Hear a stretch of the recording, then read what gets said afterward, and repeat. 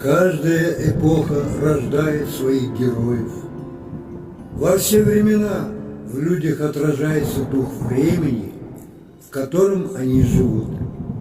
Вот и трагические для нашей Родины времена обычные люди из плоти и крови становятся героями и остаются в веках примером бесстрашия, мужества, чести, верности своему Отечеству.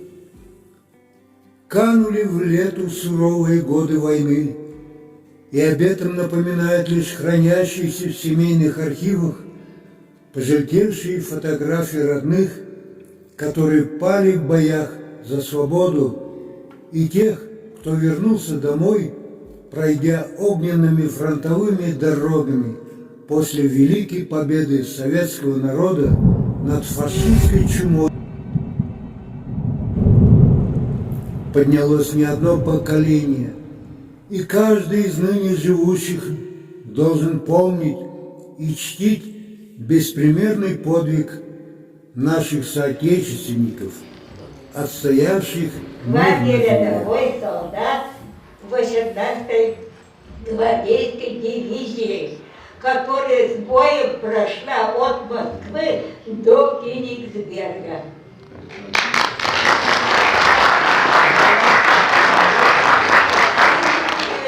1942 год. Враг приближался к Волге, к Кавказу. Страна была в опасности. Для фронта нужны были даже женские руки. И вот в 1942 году осенью я была мобилизована в ряды Красной Армии. Осенью 1942 года десятикласснице из Аликовского района пришла повестка. К тому моменту семья получила похоронку на старшего сына. Еще один уже воевал. Тогда Агриппине было 17 лет. Писательница Людмила Кутина в своей книге «Памяти» приводит эпизод из фильма «В бой идут одни старики». Ромео, как называли его товарищи, с болью в голосе сказал о летчице Маше: «Я не понимаю, зачем эта девочка на войне?» Да, можно задавать себе этот вопрос: зачем? Боль в сердце и нет ответа. А эти юные и нежные создания наравне с мужчинами пошли на фронт. Они испытали весь ужас бомбежек, горе от потери близких и родных, однополчан. Война безжалостно отняла у них счастливое детство и юность, но они сделали все, чтобы приблизить долгожданную великую победу. Им попалась я в 18-й гвардейской дивизии, которая стояла в Подмосковье после победы под Москвой. Вот. Эта дивизия на обороне стояла 2 месяца. Пока она стояла в обороне, нас подучили к санитарному делу, как стрелять из винтовки, разобрать, собрать, чистить. Всего 2 месяца мы учились. Война не может обойтись без женских рук. Это и врачи, хирурги, медсестры, санитары и чистое белье, без которой не сможет существовать ни одна армия. В начале января дивизия получила приказ: переход от этого места до района Сухиничи. Туда 120 километров. Вот этот состав 18-й гвардейской дивизии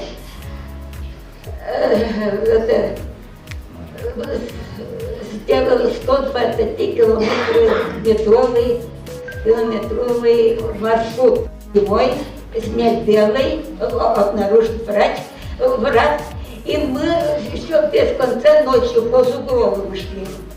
Шли по Зугровым, а ночью в лесах отдыхали. Как отдыхали? Я даже не помню, как отдыхали. На деревьях сидели, ложились на снегу. И вот таким образом получали отдых. Приехали в Сухиницы. Наша дивизия на другой же день вступила в бой. Вот тут боевое крещение для нас было. Таким образом, с боем прошли мы до Великой Луки, освобождая деревни и города. Сколько горя повидала эта юная девушка, сколько раз сама бывала на волосок от гибели, как в известной песне «А до смерти 4 шага». Рядом рвались бомбы, свистели пули, проносились осколки смертоносных снарядов. На ее глазах погибали товарищи-бойцы. Едва оправившись от испуга, юная санитарка вновь спешила помогать раненым бойцам, перевязывала их, выносила в безопасное место, подальше от поля боя, отправляла медсанбат в тыл. Сестричка, как любовно называли ее бойцы, находила еще силы и для шутки подбодрить своих товарищей-бойцов полка. Сколько было спасенных ею от неминуемой гибели, не счесть, ежедневно соприкасаясь со смертью, уповая на удачу, на судьбу. Многое пришлось ей увидеть, испытать. Впоследствии Агриппина Алексеевна говорила, что страха на войне не испытывала, но, вернее сказать, просто не было времени думать о себе, предаваться эмоциям в эти невыносимо тяжелые фронтовые будни, ожесточенная битва со смертью, схватка за жизнь каждого человека, бесконечные ночи и дни ожидания окончания войны не стерлись из памяти и картины страшных боев. После усиленной артподготовки вперед устремлялась пехота, и сквозь грохот взрывов и стрельбы юный санинструктор слышала крики, и вот долгожданный день победы. В Черемуховый победный май санинструктору из Чувашии исполнилось 20 лет. Началась мирная жизнь, учеба в педучилище, работа, семья. Перед глазами бывшего санинструктора из Чувашии, а ныне ветерана Великой Отечественной войны, иногда возникает картина, как эпизоды из военной кинохроники. Сестры милосердия несут раненых, а врачи, не зная ни сна, ни отдыха, оперируют их. Эшелон за эшелоном непрерывный поток раненых солдат. Окончилась война, и вот она дома, в Чувашии. На деревенской улочке с ивами вдоль дороги, высокое чистое небо над головой, благоухающий по весне вишневый яблоневый сад, утки и гуси в пруду, близкое сердцу Агриппины Алексеевны, картина живописного Чувашского края. Сюда, в деревню Верхние Татмыши, Аликовского района Чувашии, где родилась, где прошли счастливых 16 довоенных лет, она мечтала вернуться, преодолев в составе медсанчасти 58-го полка 18-го гвардейского ордена Суворова стрелковой дивизии 11-й армии. Тяжелый путь по лесам и болотам от Москвы до Курска, Орла, Белгорода, Кёнигсберга. Среди боевых наград Агриппина Янович, орден Отечественной войны, 2 медали за боевые заслуги, за взятие Кёнигсберга, за победу над Германией. Тогда солдаты советской армии, не жалея ничего, лишь бы победить, лишь бы победить. Вот так воевали солдаты советской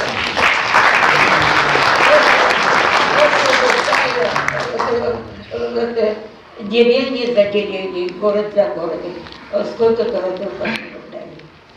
Таким образом мы победу одержали.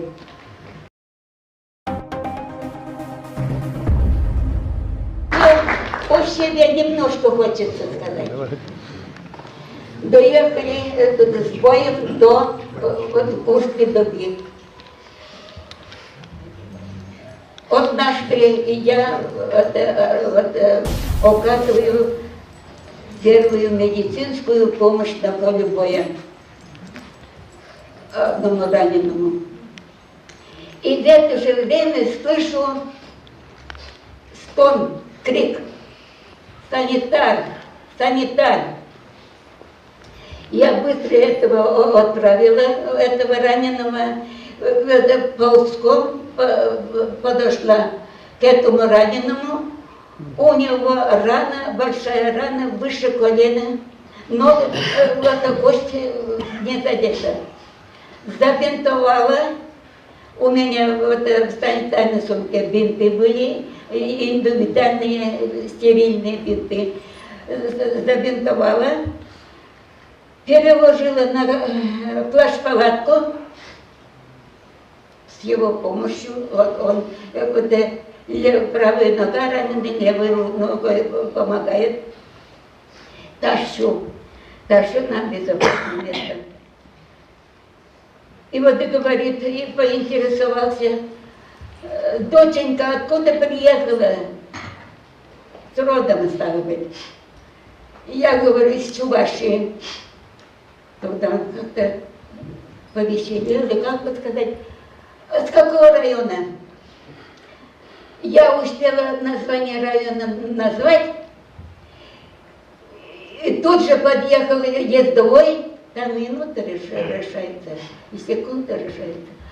Ездовой подъехал, мы с ним его положили на телегу, там еще у меня раненые были, и их положили и отправила.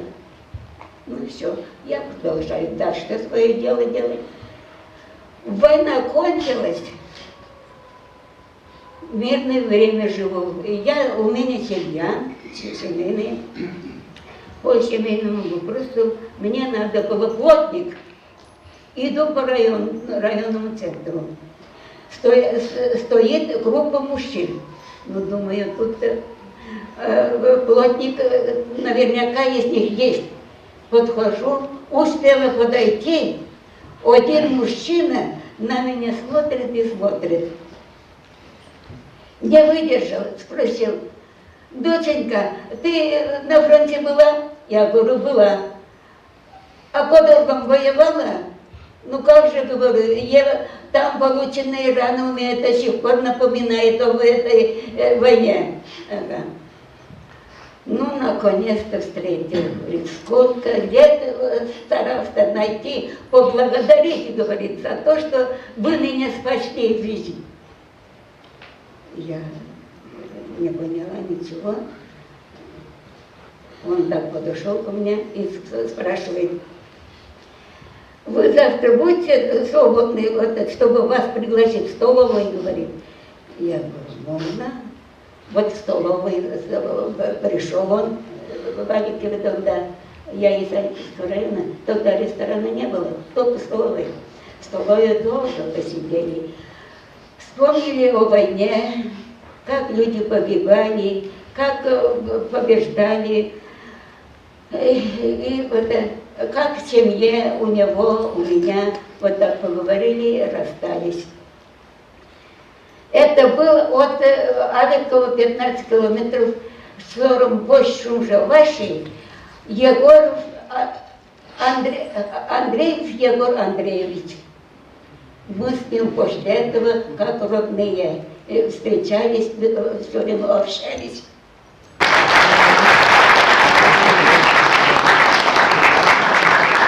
Огромное спасибо, Виктору Алексеевну, за такой рассказ. Это, я считаю, отношусь больше к молодежи. Да, Вы что, да. поняли, что такое война, как там воевали наши дети? Вот. Свою жизнь. Спасибо. Я думаю, наша молодежь, не случись такое, допустим, наверное, тоже, как сегодня вот на Украине, также будут воевать, защищать нашу Отечество, потому что она у нас одна, она единственная. Вот я хочу сказать, вот в докладе и в ролике рассказали о трагической судьбе 139-й стрелковой дивизии. Мы должны понимать, что она, поскольку формировалась на территории Чувашской республики, и наверняка, я полагаю так, что там было большинство чувашские ребята. И это были наши отцы, наши деды, вот молодежи, может, даже прадеды.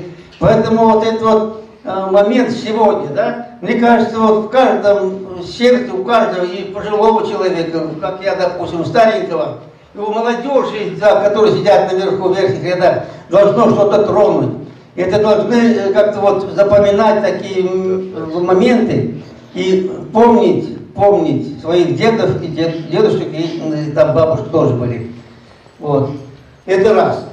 Во-вторых, такие вот мероприятия, которые мы собираем, напоминаем и пожилым, и молодым о тех военных днях, это были суровейшие дни. Тут никаких не должно быть, даже особенно молодежь, какого-то хихикания, какого-то вот юморное отношение к этому, к этой памяти. И это в конце концов за такое отношение жизнь не простит. Мы должны всегда помнить, и молодые, и пожилые, о наших детях, которые погибли. Вот 25 миллионов человек погибли, остались на полях сражений. Это надо помнить. Вот молодежь особенно.